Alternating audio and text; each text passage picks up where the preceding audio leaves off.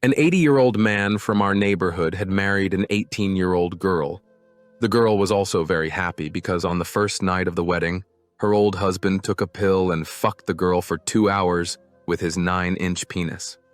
It had been 2 days since the wedding of this innocent girl, but I still felt sorry for the fate of this poor girl. That 18-year-old girl was also very beautiful and had been married to an 80-year-old man. I was tormented by the thought of how that innocent girl would live with this old man who was twice her father's age. She would look like his granddaughter while walking with him. But all my worries were dispelled when I saw this girl laughing happily with her 80-year-old husband. She sat in his arms as if she was the luckiest girl in the world. I was amazed to see her complexion.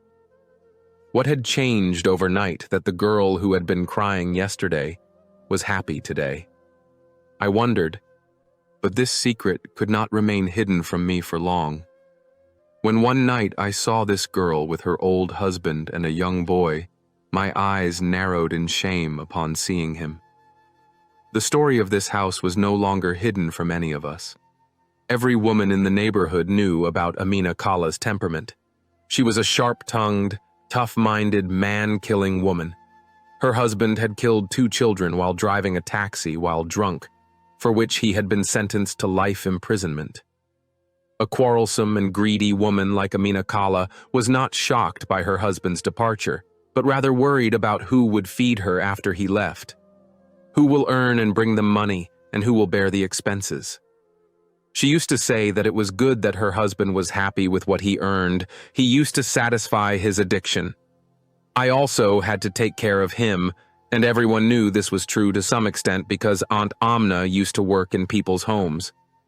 Aunt Amna had 2 daughters, out of which she now took the elder daughter Rahila with her to work at Seth's house. Aunt Amna's house was at the far end of the neighborhood, and my house was next to Seth's bungalow. We were also good eaters and drinkers. I had only been in this neighborhood for 6 or 7 months. I had just got married here, but I soon got to know the people here because I had a lot of personal knowledge, and I was a social woman, so I had good greetings from the whole neighborhood. I even had greetings from Aunt Amna and her daughters, and even more from Rahila. She used to call me a friend. One day I was cutting vegetables in the kitchen when I was approached from the street. There was a strange commotion. My heart was pounding, wondering if someone had been in a serious accident. Thinking this, I left all my work and left the house because no one else was in the house at that time, and I had to go and see the matter myself. Seeing the scene in front of me, I became worried. Many women and men were standing outside Aunt Amna's house. My heart was pounding. The emotional aunt had not done anything to herself or her daughters because the world kept calling her names and saying whatever she wanted. I knew she was a very emotional woman. I immediately ran to her house to see the matter, but the story was completely different from what I had imagined. When I went to her house to inquire, Aunt Amna's eldest daughter was sitting on the ground crying. She was pleading with her mother, saying, "Don't do this to me, mother. If you say so, I will lie in a corner of the house for the rest of my life, not even asking for a meal from you. If you say so, I will fulfill all my needs by working in people's homes.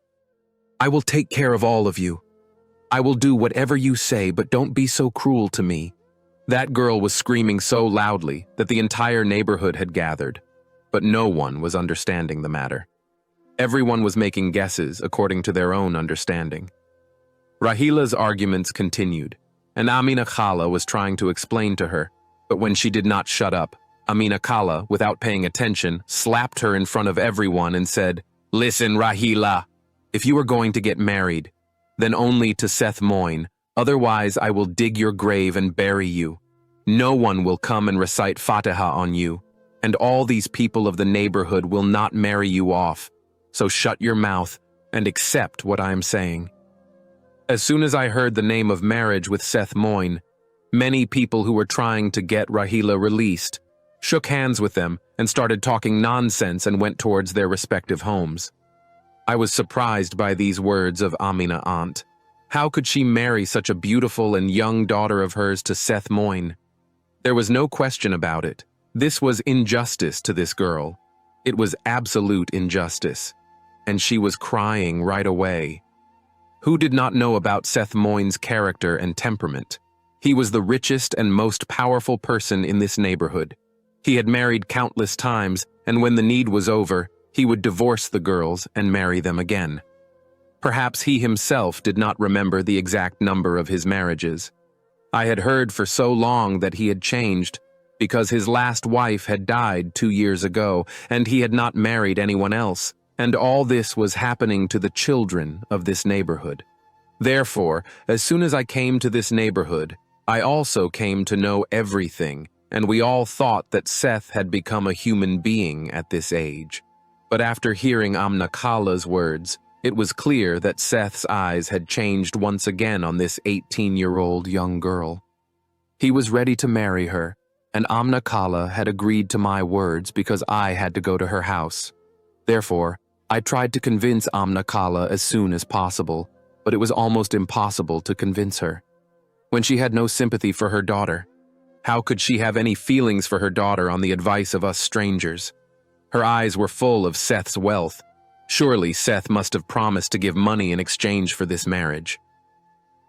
I let out a cold breath and returned to my house this evening. Rahila was getting married to Seth, and I felt very bad for Rahila. Rahila was in a bad mood, but who cared? Amina aunt was shown several notes. It was greed for these notes that she had agreed to get her innocent daughter married to this old man. Greed was a very bad thing. That evening, Seth had gone to this small house as a groom, and at that age, he looked very strange in this appearance. Many people were only attending this wedding to watch the spectacle. As soon as Rahila left, she came to Seth's mansion in our neighborhood. Very few people from the neighborhood attended this wedding. I was very angry with Amina aunt. Was it greed for a handful of money that she got her daughter married to this old man, and he ruined the life of her little girl? Many elderly women had tried to explain to Amina aunt, but she was a blunt woman and would shut everyone up by answering in advance. The next morning, I went to Seth's mansion to get news of Rahila's well-being. I felt very sorry for this innocent girl. Seth had one bad habit that he would marry any young girl he liked at first sight, but his eyes were always on virgin girls, so I would come to his mansion whenever I needed it. When I went to Rahila, for a moment I was pleasantly surprised to see her. I was wondering how Seth would have treated her, and what condition she would be in, because the way she had made a fuss before the wedding, I was afraid that she might get carried away by her emotions and commit suicide, or harm herself, or even get Seth to leave. But she turned out to be completely opposite to my thoughts. She was sitting in the lounge, dressed like a newlywed bride, as if her happiness knew no bounds, or this marriage was of her choice. Seth Moyne was sitting on the sofa opposite and was busy talking to his special servant. How long did I keep talking to Rahila? She was not giving me a chance to ask anything. The answer was ready even before my question. I felt artificial in this environment. After staying there for some time, I returned home. Many questions had arisen in my heart, and then I came to the conclusion that both mother and daughter were acting out. For no reason, the mother was also greedy for money, and now, when the daughter saw so much wealth, she also changed. Till yesterday, the whole house in the neighborhood was crying, and today she was sitting happily. Lost in these thoughts, I started going back to my house, but then on the way I bumped into Amina aunt. She was crying so much. I had never seen her cry so much before. She had not cried even when her husband was sentenced to life imprisonment. She was a very hard-hearted woman. So what had happened that she was crying so much? When I asked them, they said that I had made a big mistake in getting my daughter married to this Seth. This girl will now be getting her face blackened. I should have married her off somewhere far away. I had made a mistake. Aunt Amna left crying without meeting her daughter, and I began to understand what they meant. Rahila was now Seth's wife, so what was the point of getting her face blackened? And why had they married her off to someone else? Here, the whole calculation had been reversed.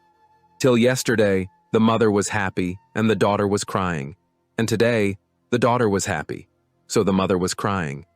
What a strange Gorach affair. Time passed like this. Rahila was very happy. She would go somewhere with Seth every day. Seth also tried to look young by dyeing his white hair black at that age. And those who had sympathized with Rahila before also became silent after seeing her happy. These people lived in our neighborhood, and the courtyard of Seth Moyne's house could be clearly seen from the roof of our house. One day, when I went to hang the washed clothes on the roof, I was surprised to see all this. Seth was sleeping on a cot in the sun in the courtyard, as if he was unaware of the world, and the sounds of Rahila's laughter were coming from his room. It seemed as if she was busy talking to someone.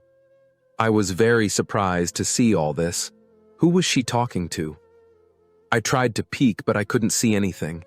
I thought maybe someone had come from his house. But this series had continued. Every day the old man would sleep like a fool on a 4-foot bed in the sun of the courtyard, even though it was hot and I could hear laughter and conversations coming from Rahila's room. I was now starting to suspect Rahila.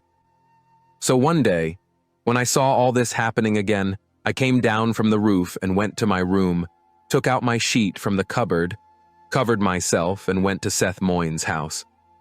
After knocking for a long time, Rahila opened the door. By that time, all the employees had finished work. When Rahila saw me, she got very nervous and said to me, "Op." At that time, I said, "I thought I would meet you.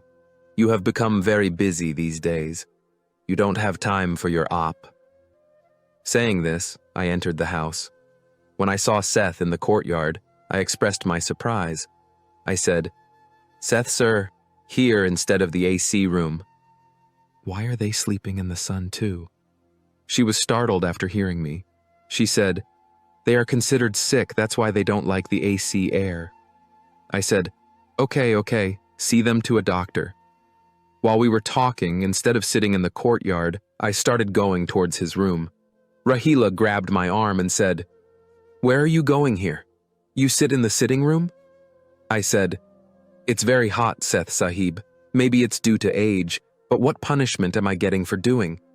Who is sitting in your room with the AC on? They're talking a lot. I'm not a guest. If I sit in the sitting room, I'm starting to feel guilty." She said, "My room is badly messed up. I was taking down the curtains. Let me stay in my room. Let me sit in another room." Her face was flushed. I expressed my surprise.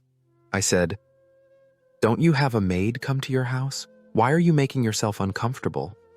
She said, "I don't trust her. I clean it. Anyway, this girl made 100 excuses for me and didn't let me go to her room. I was convinced that there must be some trick." Then this secret didn't stay a secret for long. Seth had a special man named Dilawar, who always walked with him as his arm and looked after all of Seth's affairs. It wouldn't be wrong to call him Seth's manager.